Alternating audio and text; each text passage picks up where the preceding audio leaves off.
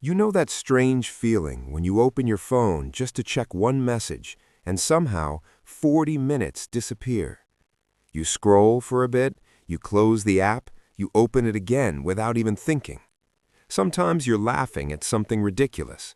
Sometimes you're comparing your life to someone else's highlight reel. Sometimes you're staring at a screen and you don't even know why. And occasionally, in the middle of all that noise, you feel something quiet and hard to explain, a kind of pressure, like life is moving very fast, and somehow you're supposed to keep up, even when you're not sure what direction everyone is running. Most people experience moments like this now and then, but there's a particular group of people who seem to live inside this feeling almost constantly. They are thoughtful, aware, hyper-connected, and strangely exhausted at the same time. And the interesting thing is that society talks about them a lot, but rarely understands them. They're often described with very simple labels: lazy, too sensitive, addicted to their phones, entitled, unmotivated, overly anxious. People talk about them like they're some kind of puzzle that went wrong, like something in their generation broke. But when you look a little closer, something else begins to appear. What looks like confusion is often adaptation. What looks like weakness is sometimes awareness. What looks like distraction can actually be a nervous system trying to survive a world that never stops talking. And the people living inside that experience are part of the generation we now call Gen Z. People born roughly between 1997 and 2012. The first generation in human history that never knew a world without the internet. The first group of children who grew up with a device in their pocket capable of connecting them to the entire planet at any moment. And because of that, their psychology developed in an environment no previous generation had ever experienced, which means many of the behaviors people criticize about them are actually responses to a completely new type of reality. There's more going on here than most people realize. To understand Gen Z psychologically, you have to start with something very simple. The human brain was not originally designed to process thousands of social signals every day. For most of human history, people lived in small groups, 20 people, maybe 50. You knew everyone around you. Your brain learned their faces, their voices, their moods. That was the full size of your social universe. But today, a 16-year-old can wake up and instantly be exposed to the opinions, lives, and judgments of millions of strangers. And the brain still reacts to those signals as if they're coming from people in the same room. Neuroscientists sometimes talk about something called the social brain. Parts of the brain like the amygdala and the prefrontal cortex constantly monitor social information: who likes you, who rejects you, where you stand in the group. For most of history, that system evolved to track maybe a few dozen people.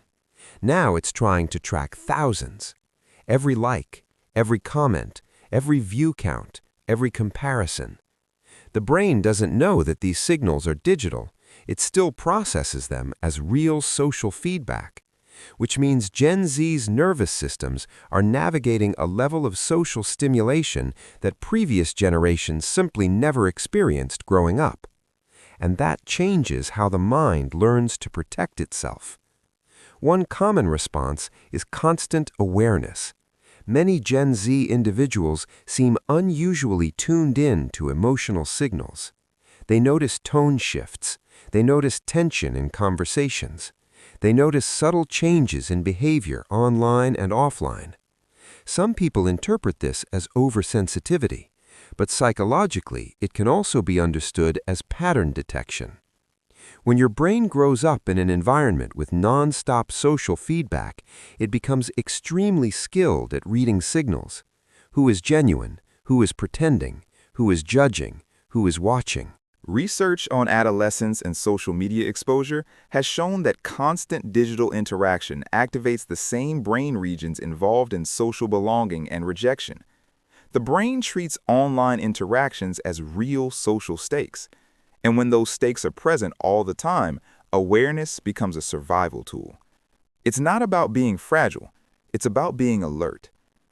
Another pattern people often notice in Gen Z is their relationship with identity. You'll sometimes hear older generations say that Gen Z is obsessed with identity. But what's actually happening is more complex. Previous generations often inherited identities more automatically. You grew up in one community, one culture, one narrative about who you were supposed to be. But Gen Z grew up in a world where they could see thousands of possible identities every day. Different lifestyles, different beliefs, different careers, different ways of living. The internet exposed them to an enormous range of human experiences very early in life, which means many Gen Z individuals spend a lot of time asking questions that previous generations sometimes postponed until much later. Who am I really? What do I actually believe?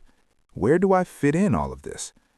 Psychologists who study identity development often describe adolescence as a period of exploration, a time when people experiment with roles and ideas before settling into a stable sense of self. For Gen Z, that exploration didn't happen quietly inside their own mind. It happened publicly, online, where every version of yourself could be seen, commented on, and judged. That changes the psychological experience of growing up. Imagine trying to discover who you are while thousands of invisible observers watch every step. It can make identity feel less like a private journey and more like a performance, which is why many Gen Z individuals move back and forth between visibility and privacy. Some days they share everything. Other days they disappear completely. It's not necessarily inconsistency.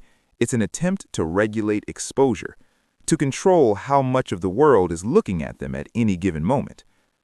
Another psychological trait often associated with Gen Z is anxiety. And this is where context matters, because anxiety rarely appears out of nowhere. It usually develops in environments where uncertainty is constant. Think about the timeline Gen Z grew up in. Many of them were children during the global financial crisis. They watched adults worry about jobs, stability, and the future.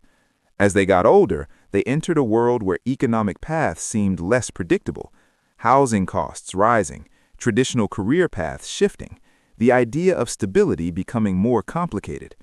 Then came global events like pandemics, climate discussions, and political polarization constantly appearing in their daily feeds.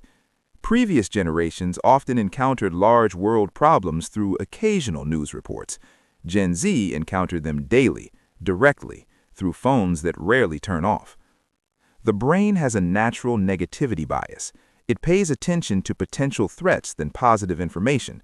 When young people are repeatedly exposed to global problems before their nervous system has fully matured, the mind learns to stay alert, constantly scanning, constantly evaluating. Again, what looks like anxiety can sometimes be the brain trying to process a very complex environment. And there's another layer to this. Despite being described as distracted, Gen Z is often extremely reflective. They talk about mental health more openly than previous generations. They analyze their emotions. They question patterns in relationships. They are curious about therapy, boundaries, and personal growth. Some people interpret this as self-obsession, but psychologists often view it differently. It can represent increased psychological literacy, access to language that previous generations didn't have, words for experiences that once stayed hidden, burnout, gaslighting, emotional boundaries, trauma. These ideas spread quickly through digital spaces, giving people tools to understand their internal world earlier than before. Of course, having more awareness doesn't automatically make life easier. Sometimes it makes things more complicated. When you understand your emotions deeply, you also feel them more clearly. When you analyze patterns, you notice problems that others might ignore. Awareness can be both a strength and a weight.